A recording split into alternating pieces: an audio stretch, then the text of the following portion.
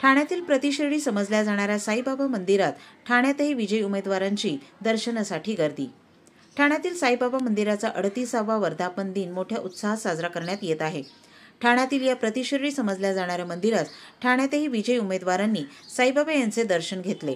साईबाबांच्या दर्शनासाठी मुख्यमंत्री एकनाथ शिंदे, त्यांच्या पत्नी सौ लता एकनाथ शिंदे, मंत्री दीपक केसरकर, आमदार प्रताप सरनाईक, आमदार व साईनाथ सेवा समितीचे सल्लागार संजय केळकर यांच्यासह अनेक मान्यवर ठाणे जिल्हा, मुंबई, महाराष्ट्र परिसरातील भाविक भक्त मोठ्या संख्येने उपस्थित होते। तसेच आमदार संजय केळकर यांच्या हस्ते साईबाबांची अभिषेक, पूजा, आरती करण्यात आली। यावेळी सौ कमल संजय केळकर ही उपस्थित होत्या। आलेल्या सर्व मान्यवर पाहुण्यांचे श्री साईनाथ सेवा समितीच्या वतीने अध्यक्ष श्री मंगेश बळीराम नईबागकर यांच्या हस्ते सत्कार करण्यात आला।